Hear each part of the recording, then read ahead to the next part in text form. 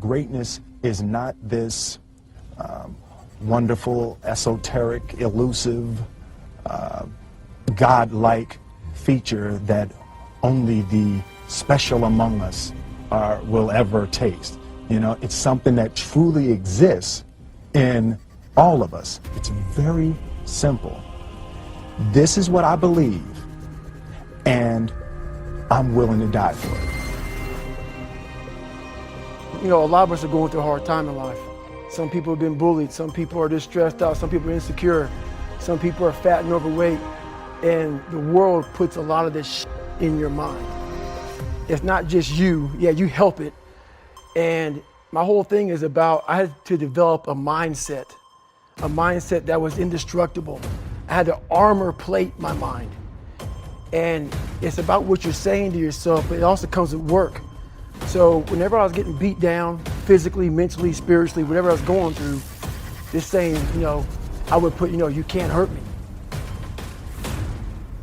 I want your dream to be so clear that when you wake up in the morning, all you gotta do is step in your dream. And the first step for me was seeing something I was not before I was. You can do it. Where you are is temporary. You will not be there for the rest of your life. Ladies and gentlemen, it's not going to be easy. It was hard laying on the floor of the Penobscot building, looking out of the window, daydreaming, saying, Les, can you do this? Can you make this happen? I used to listen to tapes day in and day out about See You at the Top, my great friend Zig and Dennis Waitley and different other motivational speakers and Dr. Norman Vincent Peale and Dexter saying, don't let nobody steal your dream. I used to ask myself, can I do this? And something said within me, you're the one. You're the one. The only way the commitment and the energy and the momentum continues is if you take immediate, massive action. You need to take massive action. And if that doesn't work, try something else. If that doesn't work, try something else. Keep going with massive action and you will find the way because it will give you momentum.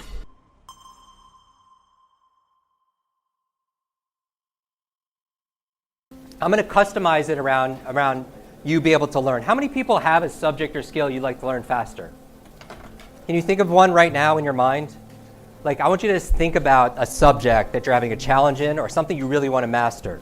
It could be marketing, it could be Mandarin, it could be music, it could be martial arts. Think about a subject or skill, because I want to make this extremely, extremely practical. So here's what I want you to remember. Now, when see, the reason why I know you can learn how to do this is because a lot of people don't know, I grew up with learning challenges. Okay, and I don't share this a lot, but at the age of 5, I had a very bad accident, head trauma, brain injury, and I had learning difficulties. I was put in very special classes. Teachers would have to repeat themselves 5, 6, 7 times to me, and I still wouldn't understand. I would pretend I understood, but I didn't really understand. I had very poor focus. I had a very bad memory. It took me an extra 4 years to learn how to read. And it was really hard. You think about school where you're passing around, remember you used to pass around that book and you had to read out loud? And when that book got closer and closer and closer, I would get so nervous. I think actually a lot of people who have a fear of public speaking, that's where it actually came from, right? Because that was a learned association that we have, right? I read recently that the fear of public speaking is actually the #1 fear in this country. Number 2 is fire, number 3 is death. It's crazy, right? So really, when you're thinking about it, if somebody's at a funeral or something, somebody would rather be like in the casket than actually giving the eulogy, right? Because people are so scared of public speaking. But I think the reason why people are so scared is they're scared they're gonna forget what they need to say, right? And so I teach a lot of the TEDsters how to be able to memorize their speeches. A lot of actors, from Jim Carrey to Will Smith, be able to teach them how to memorize their lines here in Hollywood, because it's such a valuable skill, right? Because I believe 2 of the most costly words in business are I forgot.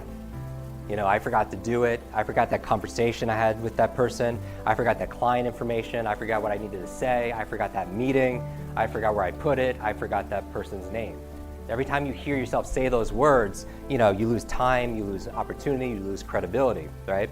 And so I know, like after compensating, I learned all these ways to compensate, and now I teach these to individuals, but I know you have genius inside of you, right? So I'm going to show you how to activate that other 90% of the potential. So what I want you to remember though, is if you want to learn, here's what I believe, that genius leaves clues. Genius leaves clues. That when somebody does something extraordinary, that you could see them do something extraordinary in any field, whether it's art, architecture, it could be mathematics, it could be fashion, whatever it is, and you could leave, or you could say, wow, that person's amazing, how do they do that? Because there's always a method behind the magic. When you see magic in the world, there's always a method, but it's usually unconscious. I was reading and spending time with a book called Change or Die. The book proved that most people would rather die than change. So this is not for the masses. I'm not trying to reach the masses. Even the Book of Life says that the road to life, not the road to survival, what it takes to live and what it takes to survive are two different things. The road to life is straight and narrow, and few there be that find it. Why? Because the majority of people not looking for life. They just want to survive and be entertained and have a good time. Let me share something with you. I want you to write this down. Step out of line. You don't want to be like everybody else. Step out of line. And so the only way we get to that ultimate version of ourselves is by replacing ourselves and growing all the time. This has to become an addiction for you. It has to become an emergency. And every time you don't make it an emergency, it's not a crisis. You're not in a hurry. It's almost like, if I don't do this, I will die. I found something I could do, which was easy, but I worked hard at it. I got up early and stayed up late, worked hard that 6 years. But what I did was easy, meaning it was something I could do. Write down at least 5 reasons on why you deserve your dream, on why you won't give up, what's going to make you unstoppable, why you must be unreasonable, because logical, practical thinking says you can't do it today. But if you want to produce unreasonable results in your life, like living your dream and taking charge of your destiny, you've got to be an unreasonable person. You've got to be an uncommon person. So write down the reasons of why you're here. If you know why you're doing something, when the hard times come, and they're going to come, when the disappointments and the rejections come, and they're going to come by the truckloads, your reasons will be your rod and staff to comfort you, to pick you up. Once again, I got a saying on one of my tapes: if life knocks you down, try and land on your back, because if you can look up, you can get up. Let your reasons get you back up. If you have friends that make you wrong for changing your life for the better, that's their issue. It's not yours. And so you got to untangle the fact that they have baggage about getting in shape, or they have baggage about going to the bar that's theirs, and it has nothing to do with the decisions that you're making. So if your friends in general give you blowback for changing for the better, what you need to say in the back of your mind is, interesting. They're obviously very conflicted about their choice to go to the bar and drink every night, but that has nothing to do with me. Here's the other thing you can do. If they start to make you wrong, you can say, well, you want to go to Planet Fitness with me instead? It doesn't sound like you want to be at the bar. So that said, let me talk to you a little bit about friends. Friends are people that you care about. And I have this test, I call it the funeral test.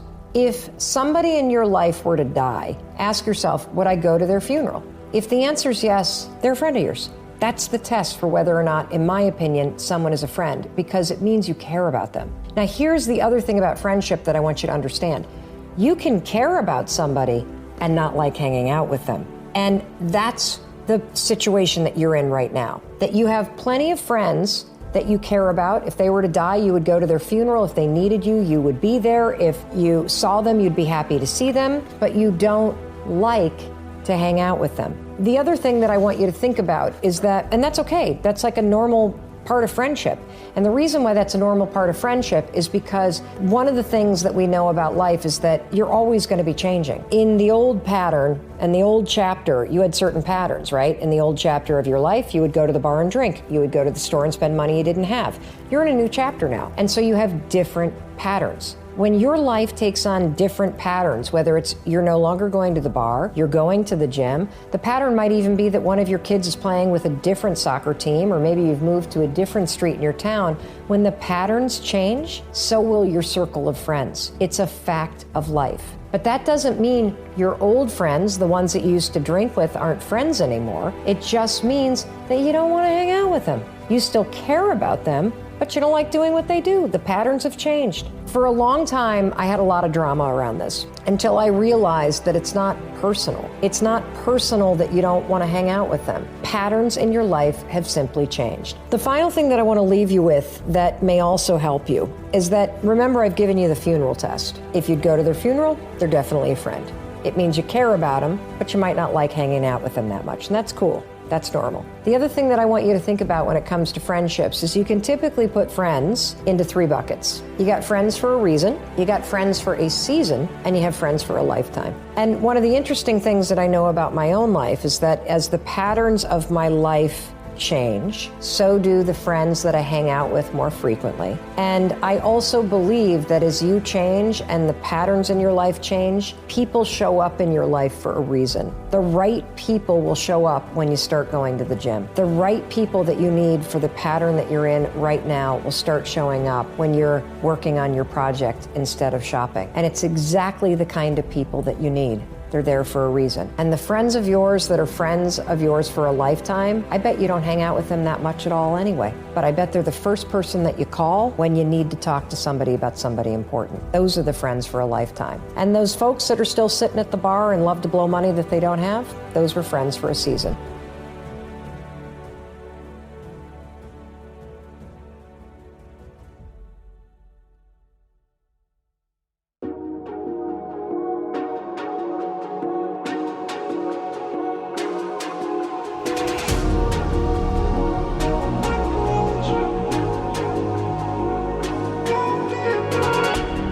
I feel raindrops on my hand. I feel calm when I stand there. Wanna be like all these people, but my mind's going deeper. And I'm a faint out. I walk around and every time try to find. And I'm a faint out. See nobody by my side and I'm feeling fine.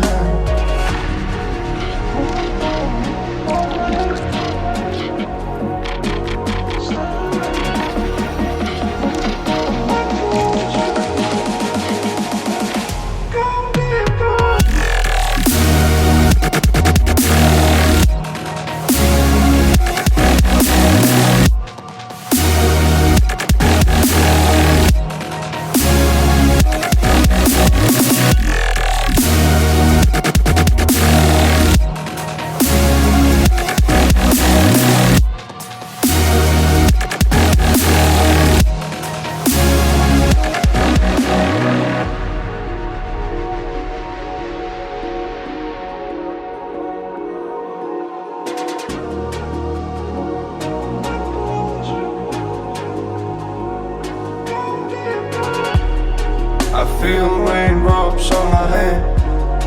I feel calm when I stand there. Wanna be like all these people, but my mind's going deeper.